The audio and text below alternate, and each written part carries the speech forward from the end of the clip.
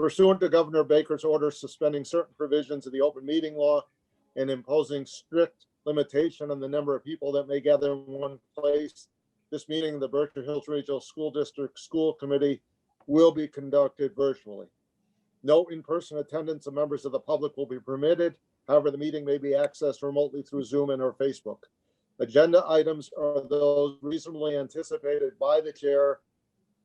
Not all items listed may in fact be discussed. Those items not listed may be brought up for discussion to the extent permitted by law. This meeting is being recorded by CTSB and will be broadcast. The meeting is also being broadcast by committee recorder, other members of the committee, and members of the audience. Minutes will be transcribed and made public once posted to our website once approved.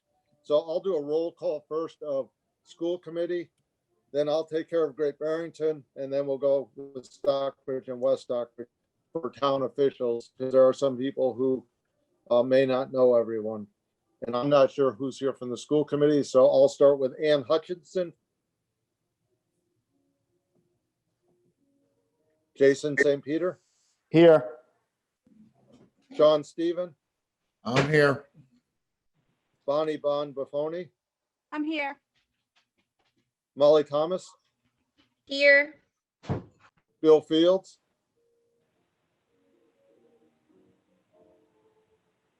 Diane Singer. Corey Sprague. Here. Rich Tahoney. Steve, he's here, but I have to let him in the door, which I'll do in a minute. Okay, that's fine. Thank you. And I'm Steve Bannon, chair of the school committee. We'll start with Great Barrington with the town manager, Mark Bruhensky is here. And I have seen Ed Abrams, vice chair. Here. Bill Cook. Here. Kate Burke. Here. Lee Davis. Here. Ann O'Dwyer, the chair of the Great Barrington Finance Committee. Do you want to take a roll of your members? Yep, so this is Ann, I'm here. Tom Bouvel cannot make it tonight. I know Michelle is still en route. Meredith, are you able to get on? I know she's trying. So. She's not on yet. Okay. And Will Carletti, I don't think it's going to be able to make it tonight. Okay. Okay, let's go with Stockbridge. If someone wants to take the lead from Stockbridge and introduce. Do you want me to do it, Michael, or Michael Canales? Sure, go ahead, Jay. Is that okay? Yep. Okay. I see by the video that we have Selectman Patrick White. We also have Town Administrator Michael Canales. I'm Jay Bykowski, the chair of the Finance Committee. We also have from the Finance Committee, Pam Boudreau, Diane Rouse, Bill Vogt. Did I miss anybody from Stockbridge? Yeah, I'm here, Chuck. I'm sorry? Chuck's here, Selectman. Okay. Chuck Cardillo and Jim Ballfans. Jim Ballfans. Chuck Cardillo is a selectman. I think- Okay. Is that it, Jay? So West Stockbridge. Hi, it's Roger Kavanaugh. I'm the chair of the select board. I know one of our members, the select board, can't make it, and I don't see Eric Shimalonis yet. Eric, are you here somewhere hiding? I don't see you. Bob Salerno is here from the Finance Committee. Bob, you want to say who's here or not here? Sure, I think it's just myself and Frank Landsberger. I don't see Andy and I don't see Dan. Okay. That's terrific. So we have a total of 30 people on the Zoom call right now, which is terrific for those of you who've been to our past meetings. Sometimes we don't get that many, so I'm very, very happy with the turnout. We'll turn it right over to Peter Dillon, the superintendent of schools, and Sharon Harrison, the business administrator, for the presentation. Okay, so a couple things. I think we're going to get Rich Tahoney in the building. And Ann Hutchinson, I think, is likely to log on in a sec. There was some confusion and people thought this was a Google Meet and not a Zoom Meet, but you made it here, so you figured it out. What Sharon and I are going to do are quickly go through a presentation. I think next year we'll be very clear about this because I see many familiar faces who were on our last meeting when we did this presentation. So I don't want to be redundant, but I also see some new faces. I think ideally going forward, we should use this time with the public and the elected town officials to really dig in one level deeper and respond to questions. So we'll make sure to leave some time at the end to do that. But I think there are enough new faces that it makes sense for us to quickly go through the slides we shared at the last school committee meeting. Steve, does that sound okay by you? Yes. Okay. So hopefully Sharon's back from letting Rich in. Sharon, are you there? She is not. No, There she is. good. Okay. So Sharon, unmute yourself if you would, and open up the slides as well. And I'll run through the first few, and then I'll pass the baton to Sharon for the remaining ones, and then really we'll do this quickly so we can jump into questions. If as we're doing this, folks have questions and you want to stop me, feel free to go down to the reactions button and raise your hand. And usually when you raise your hand, it pops up and I'll see, and then I'll just pause. So the next slide is our mission, and you can read it quickly and I'll sort of summarize it. We think we do a very good job of achieving our mission, but this year in particular, what we're trying to do is get through this very challenging pandemic. So in addition to challenging students through a wide range of experiences to become engaged, curious learners and problem solvers who then do all these things, we also spent a lot of time this year on addressing food insecurity, on addressing students and families' social emotional health, and on trying to figure out how to do both remote and online learning, as well as to get kids back in. We're pretty happy now.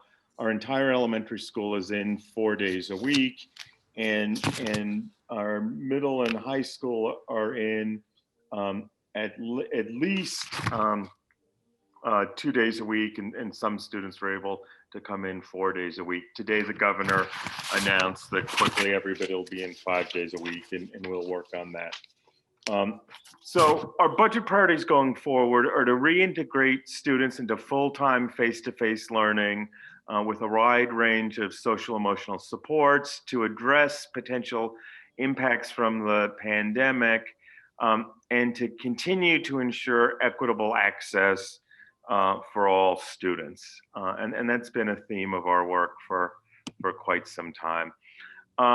We're in ongoing regionalization discussions with the Southern Berkshire Regional School District. Several of you are participating in the Regional School District Planning Board.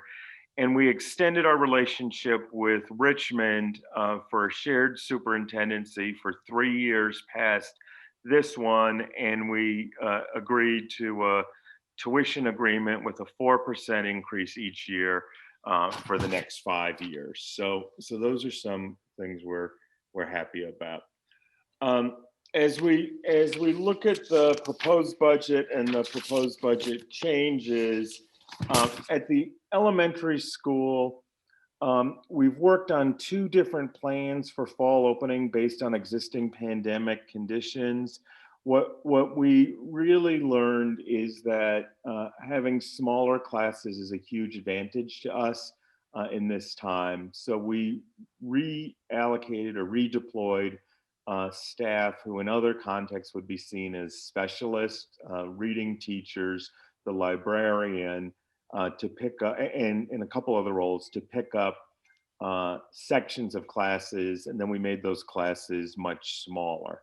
And that was good from a spacing need and a like health and safety thing. And it was also good from the amount of attention kids and families are getting. At the middle school, similar work. We're a little more constrained by space, and most of our work is around 4 core teams and specials. As we get to the high school on the next slide, again, similar work. We're more constrained by space there and the social distancing than even the other 2 buildings. We're keeping the career and technical education position, and I'll go into some fine detail on that. And we're continuing to work on academic redesign for the school day and year. We're in the final year of a very large Mass Ideas grant, and that's helping us pilot all sorts of things and do some really good planning. As we get to the next one, there's some other considerations. We're involved in 2 retirement systems. There's the Massachusetts Teacher Retirement System, which is all the certified staff. And then there's the Berkshire County Retirement System, which is largely the non-certified staff. The Berkshire County Retirement System is the actual invoice amount to fully fund the system. The Teachers Retirement System is self-funded. Workers' comp is this year's actual plus 10% for a 4.5% increase. And our other insurances have a 0% increase, which is great. That's through the Berkshire Health Group because they had a surplus. Stockbridge and Great Barrington are also part of that. I can't remember, Roger, if West Stockbridge is or is not. So as we go to the next slide, health and dental insurance, no increase for dental as well. And the medics rate changes January of each year. A couple other additional expenses. Transportation is tied to the CPI increase of 1.7%.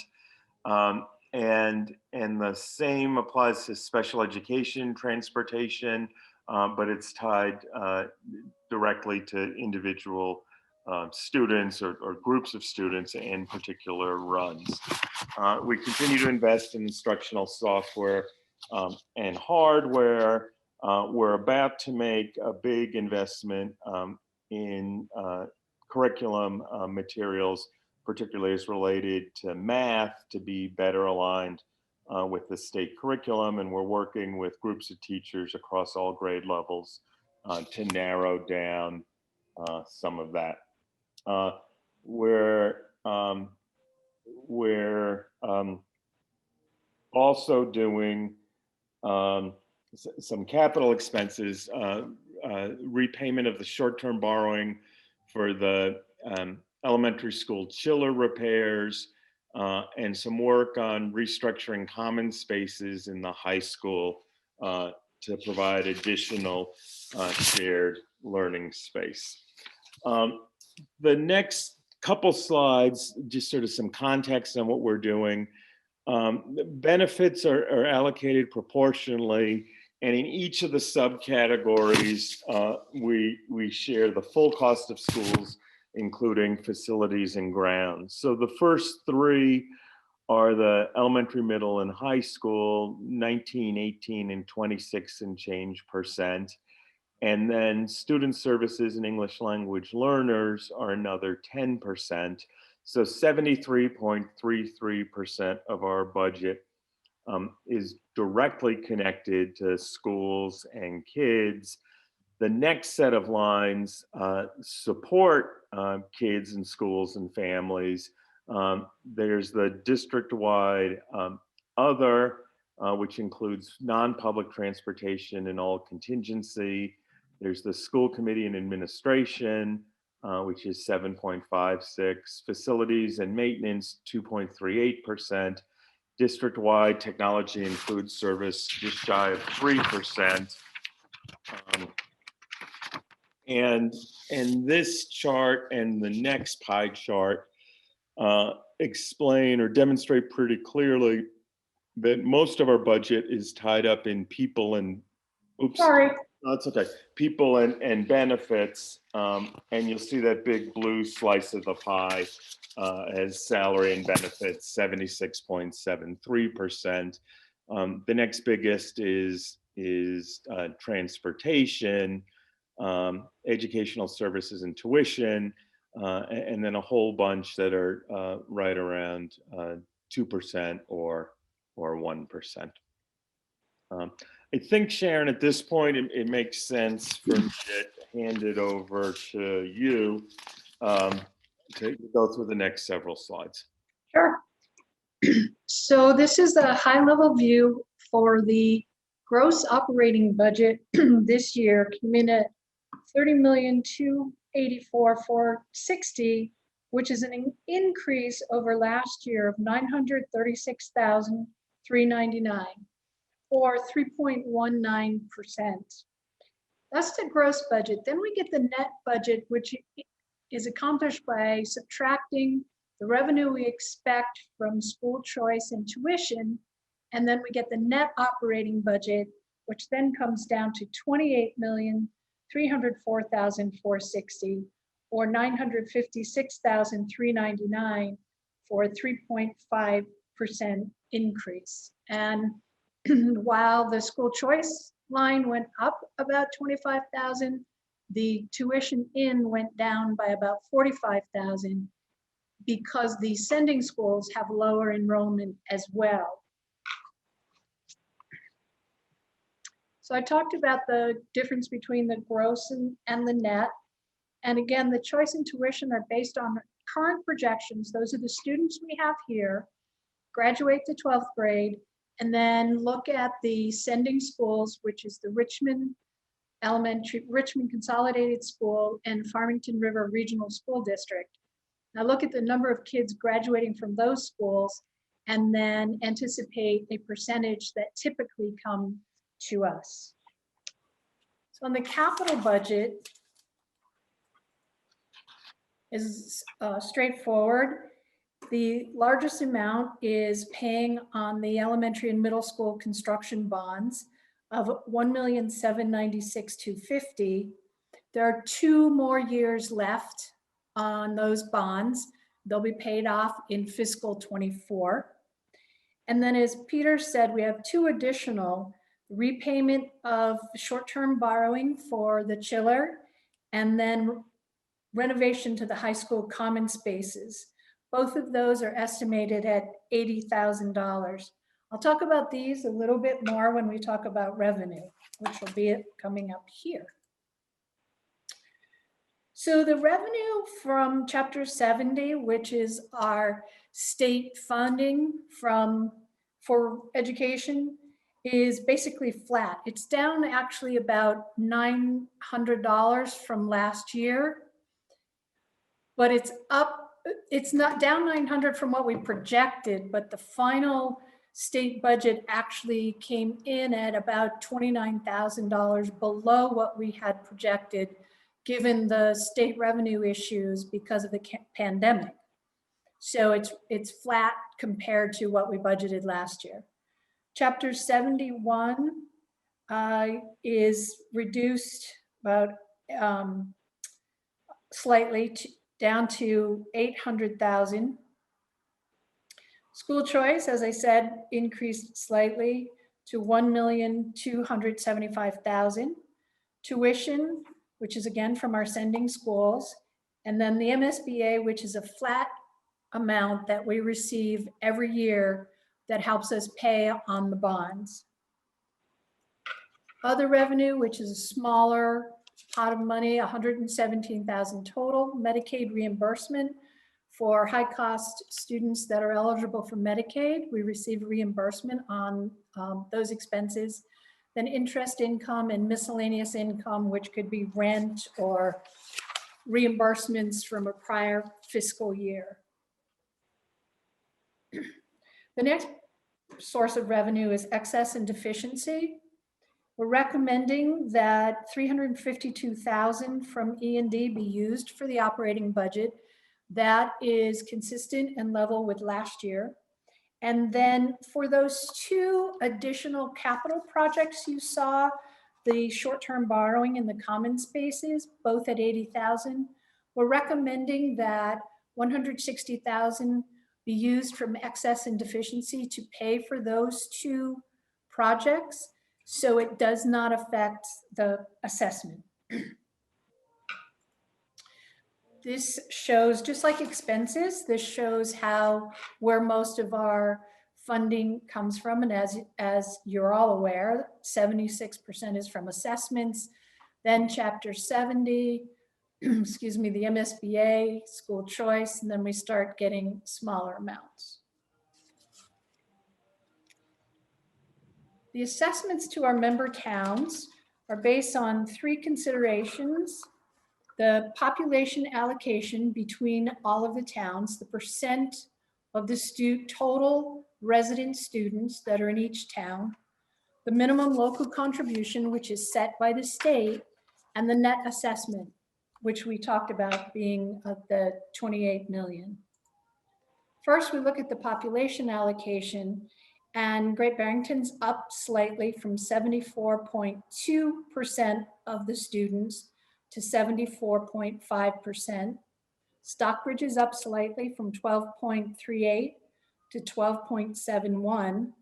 And West Stockbridge is actually down 13.39 to 12.71. And yes, they are exactly the same. They both have 111 students, which gives them the same percentage allocation. Minimum local contribution, this is just from the law itself, Chapter 70, that a minimum local contribution is the minimum amount the state determines a community should be spending on education to fund education. And just like, this is the second one, just like the pupil allocation, Great Barrington went up slightly from 7,264,901 to 7,300,930.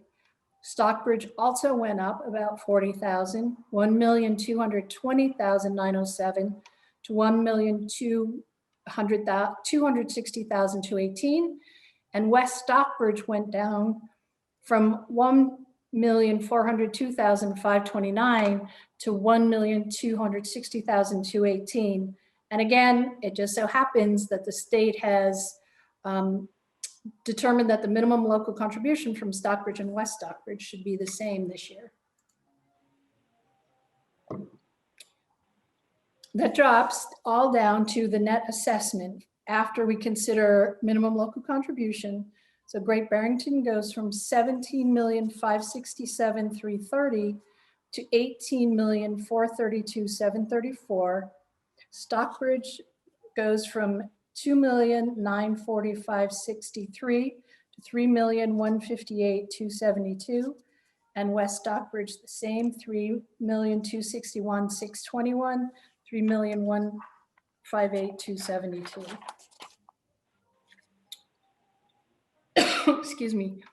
Great Barrington's increase is 4.93%, Stockbridge 7.4%, and West Stockbridge decreased 3.17%.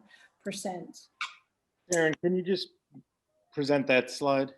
Yeah, good. Sorry. So maybe I'll jump back in to talk through the grants. We've made a real commitment to being very aggressive and invested in writing grants, and that's worked out really quite well for us. This year, there were 4 federal Department of Justice grants awarded to the whole Commonwealth of Massachusetts, and we got 2 of the 4 for a grand total of $818,000. We, in addition to us, Brockton got 1, and I think Fall River got 1. So the little Berkshire Hills is getting these grants is quite remarkable. A special education IDEA grant, 400,000 and change. A 21st Century Community Learning Center grant. So this is for our extended day program, $400,000. That's in all 3 schools. The Mass Ideas grant is the high school grant funded by BAR and the BAR and the Nellie Mae Foundations. Title I is tied to, it's a federal grant tied to poverty, 189,000. A rural health grant of 85,000. Direct funding from the town of Great Barrington through the marijuana sales mitigation money to support a health and wellness position in the amount of 80,000. A Berkshire United Way grant for after-school program for 40,000. Title II, which is we use it for professional development. Another federal grant, 35,000. Early childhood special ed, 14,000. Title IV, another one, 12,000. Berkshire United Way for work with greenagers, 12,500. A federal Perkins grant for vocational education, 14,000. The Berkshire Regional Employment Board, 3,000. And then there are a couple others that we're passed through for. So the Berkshire Taconic Fund for Excellence, which is grants to the schools, $2,655. A Bridging Divides grant, which is supporting the the Regional School District Planning Board, 2,500. And then 3 grants connected to COVID recovery, one for 220,000, one for 141,000, and one for almost 30,000 in remote technology. And then on the next page, there are 2 more grants, a second round of federal funding around COVID that we can use over the next 2 years of $559,000. And a state coronavirus prevention grant of 56,000. We're also anticipating another rural sparsity grant, and we just haven't gotten the amount yet, but we think it could be in the $40,000 to $60,000 range. So There's a hand up, Peter. I'm sorry, Steve. There's someone with their hand up. Okay. Good. Hi, Peter. It's Ann O'Dwyer. Hi, Ann. How are you? Good, good. And I just, you know, I'm really impressed with the grants, and I particularly, the Department of Justice grant, is that for a particular program or set of programs? Yeah, so there's 2 and they're split. So one's around violence or stopping violence, and one's around mental health. So one might describe it as the first one is sort of around hardening our practices, better radios, antennas, things like that, right? Safety and security. And the second one is around mental health, which is often the other side of the coin, which is softening our practices. So, and I think it's likely we'll work with the Yale Child Study team to bring together a lot of work around social emotional learning. For those of you who've been part of these conversations for years, we, with Railroad Street, every couple years we do a very detailed survey of 8th, 10th, and 12th graders. And I think we've been doing it for something like 16 years. So we've got really great longitudinal data, and the whole county does it, and a lot of people do it around the country. So we know many things that we're doing well, and some other areas where you have more work to do. And I think the mental health support of the second Department of Justice grant will really let us, combined with the support from the town around the health and wellness position, pull together a really like state-of-the-art, unified, coherent approach to supporting students' mental health. And the timing of this couldn't be better, because sort of in the context of the pandemic, all of our mental health is fragile or in question. Thanks. Sure. Roger, I think you were up next. Roger Kavanaugh. Peter, does the district employ a grant writer? Not formally. We got some help on the Department of Justice ones. One of them, like 27 hats I wear, is being a grant writer. And sometime I'll tell you the backstory about my dad was in advertising and my mom was in philanthropy. So they bred me to be a grant writer. But we only write for ones that are aligned with our values and our mission. We don't chase after money. And we've been very blessed to articulate a compelling argument, and whether it's federal or state money or private philanthropies, they've recognized our coherent approach. We're right at sort of the edge of our capacity to do it. Sharon and I were talking about the Department of Justice grants. From a operational standpoint, we bit off a lot, and it's hard to manage all of that. But as they start letting us access the money and the resources, I think we can build a thoughtful infrastructure to support that. Thank you. Patrick White.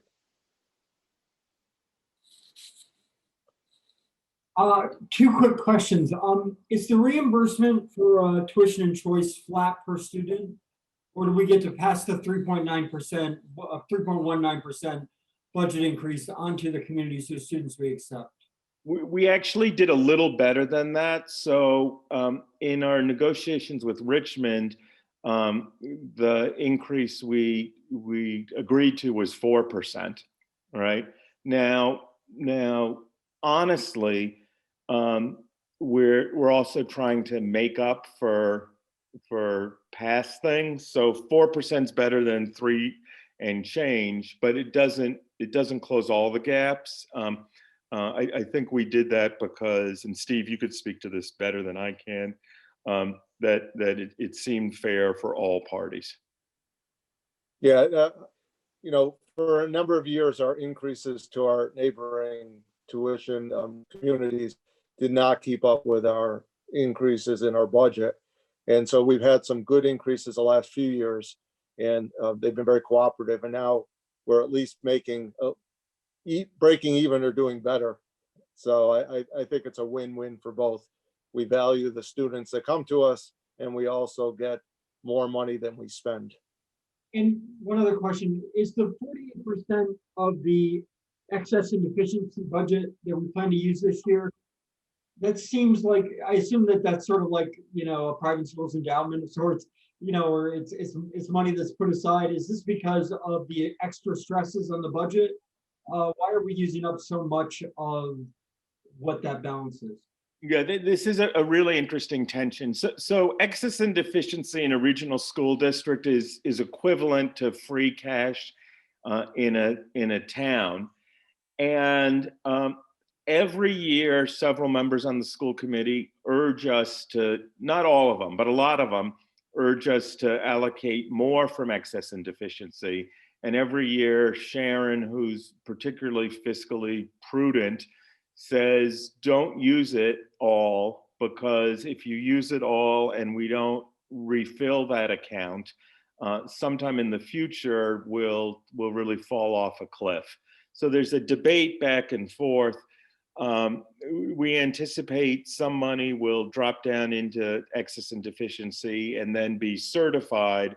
So we're not running the account down to zero, but we try to be very deliberate and careful about it. Largely, the only thing we use it for is to reduce assessments to member towns, or in extraordinary years, the school committee might decide to use it for a one-time expense, like a big technology purchase or some capital thing. Sharon, did I leave anything out there?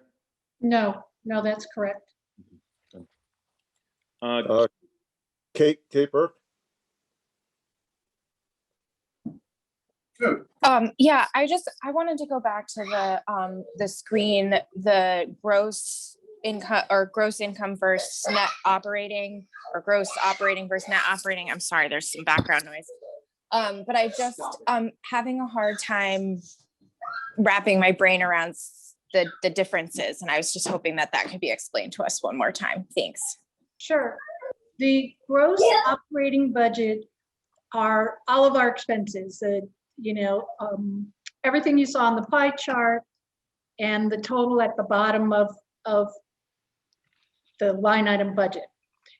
Then we also expend funds that we receive in revenue from choice and tuition. And we have to take those off before the net amount that falls to assessment. So what we do is we take the total total budget, which we'll call the gross budget. We subtract what we expect to be used from school choice and tuition. That's the revenue from there. We subtract that to get to the net budget, and that's what drops to then take out the other part funding. So Chapter 70, Chapter 71, MSBA, all of that, and then that drops to the net assessment. Kate, did that answer your question? Yeah, I guess maybe it seemed as though the net operating was larger than the gross operating, but I'm not sure. Maybe I wasn't reading that right. The increase on the net is because we're dropping revenue, because we don't have the same amount of revenue as we had last year. So the change between the net last year and the net for FY21 and the net for FY22 has a larger percentage increase because our revenue from choice and tuition is decreasing. It looks funny. I get what you're seeing there. Yeah. So other people with questions, comments? Ann, go ahead, Ann O'Dwyer. Yep, thank you. I guess I just had a question. It's page 39 of the booklet, which you sent around. And so I see salaries are increasing by 4.34%, or about just under 4.5%. Is that right? Correct.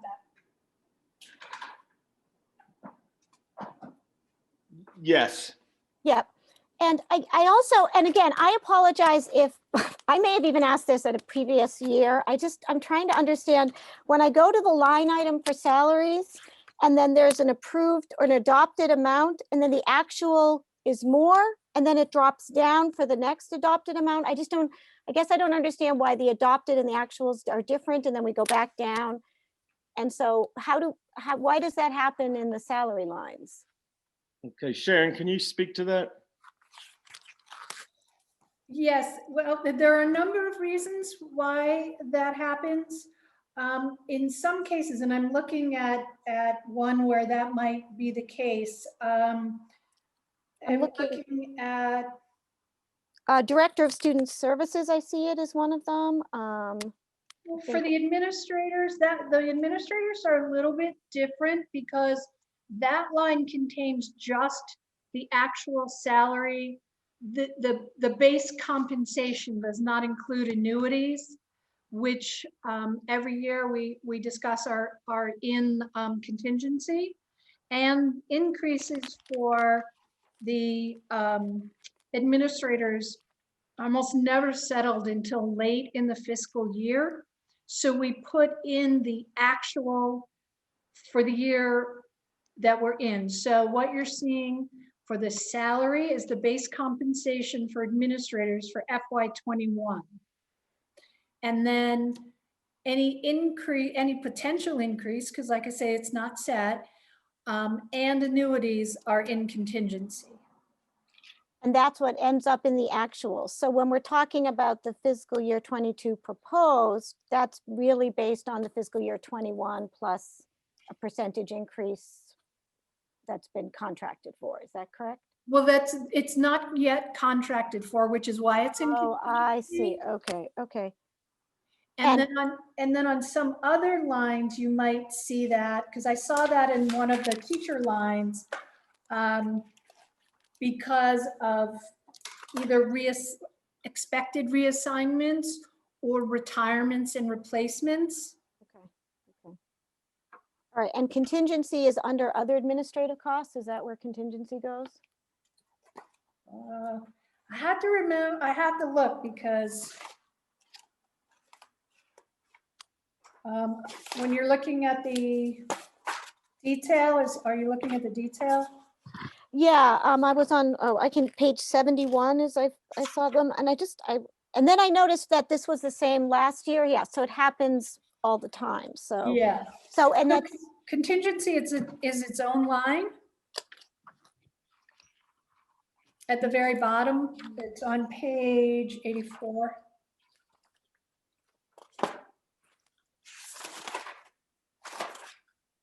oh, I see, okay. The 282 there for fiscal 20, and so 300,956. Oh, it's For now this gonna year. be, it's gonna be 563,468. Right, because what you'll also see in contingency, which is why it's larger this year, if we have contracts that are in negotiations and are not settled, we put that in contingency as well, so that we have an amount that we can negotiate in good faith. And that then is put in contingency, and then once it's settled, when I set up the budget itself, I'll put it into the different salary lines. So we have 3 contracts, 2 are settled through 23, and we're in negotiations with the teachers right now. I see, okay, so the 4.34% change in salaries is an estimate. Right.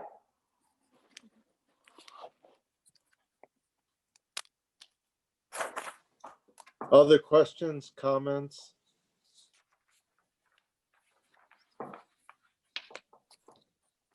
Patrick? Yeah, go right ahead. Are any of the grants treated as revenue or some other way to lower the operating budget, or are those all sort of extra budget spending that is on specific, goals or, objectives? It's not typically used to offset the operating budget for a number of reasons. There are some grants that have what's called a supplement, not supplant. So we can't offset the budget with them because that would be considered supplanting. It needs to be additional amount. Then there are other grants like the big DOJ grants, Department of Justice grants that Peter talked about, that were written to support very specific projects that are not in the operating budget that we're doing in addition. So that's most of the grants are for additional work. There are very few grants that allow you to support your operations.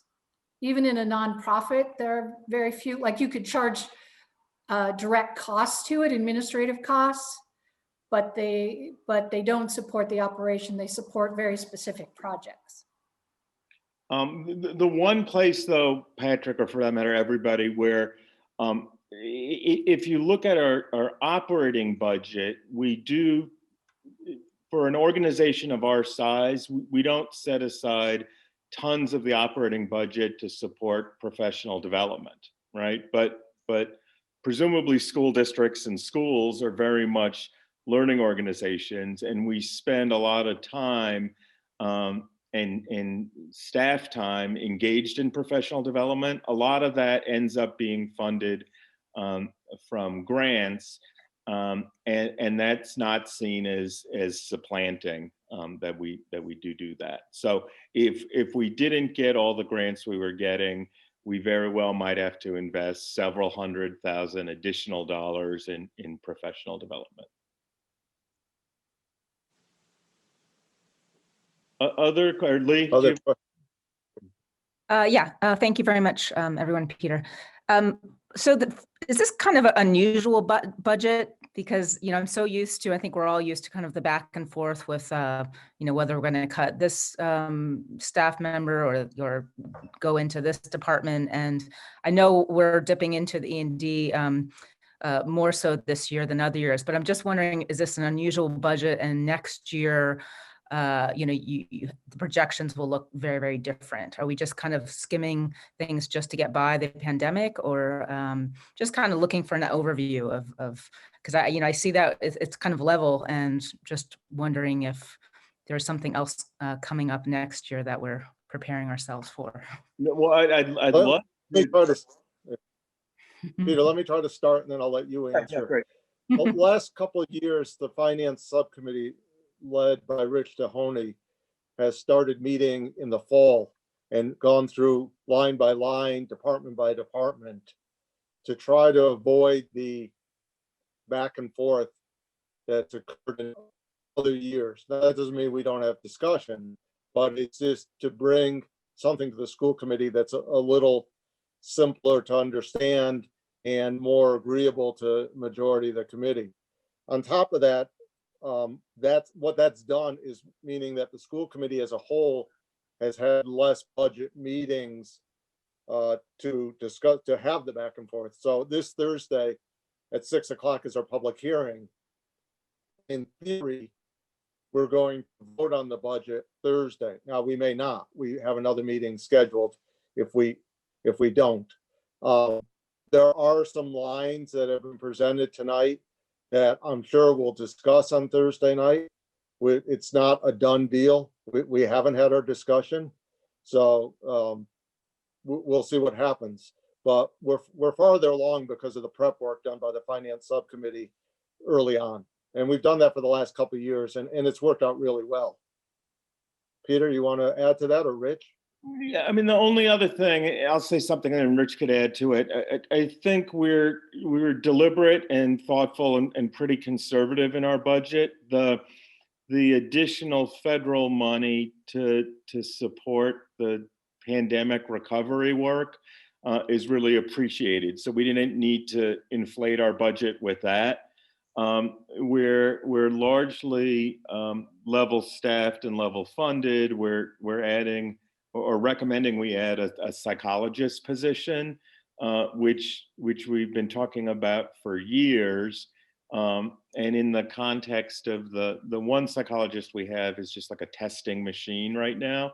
And to split that work between two people and free up each of those people to do some more direct work with students and families, I think is a big win.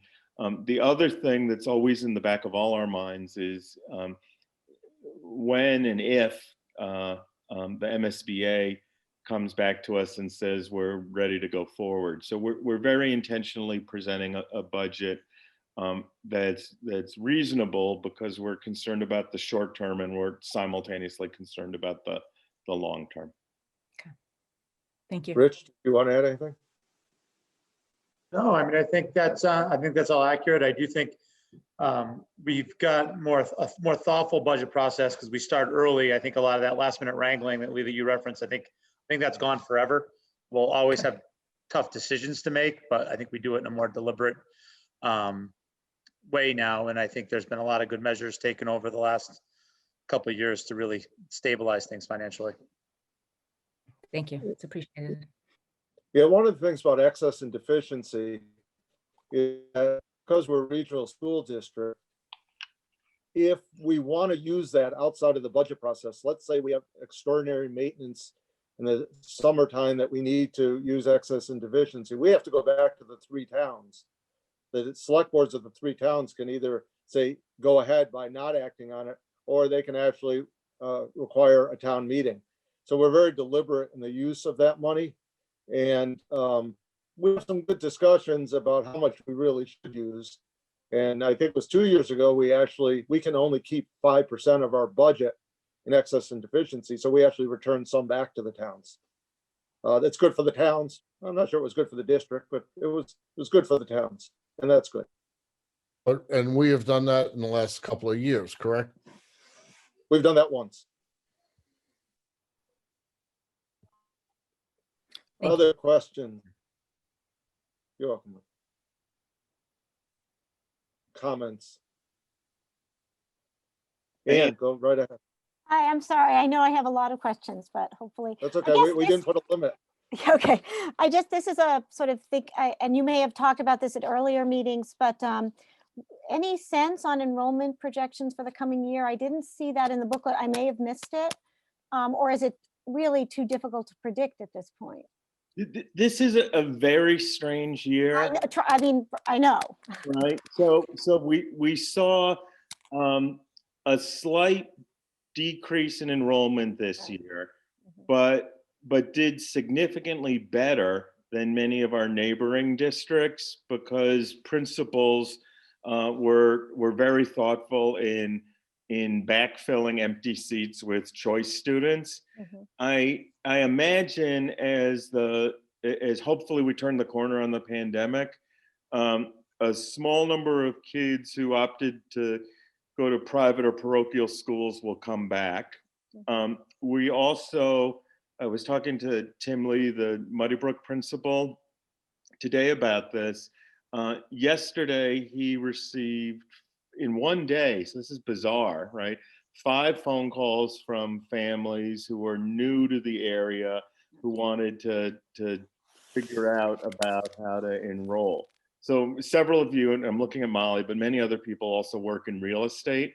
Like there's no inventory in our 3 towns. Everything is sold. There's like a $2 million country store in Stockbridge somebody could buy and a $12 million piece of property. And that's it, to my knowledge. Maybe there's one other house. So I think there's people are making this remote work. So I think we could see a nice little bump in enrollment. I'm not counting on it. We didn't budget on it. But I think that's highly likely. Thank you. Anyone else?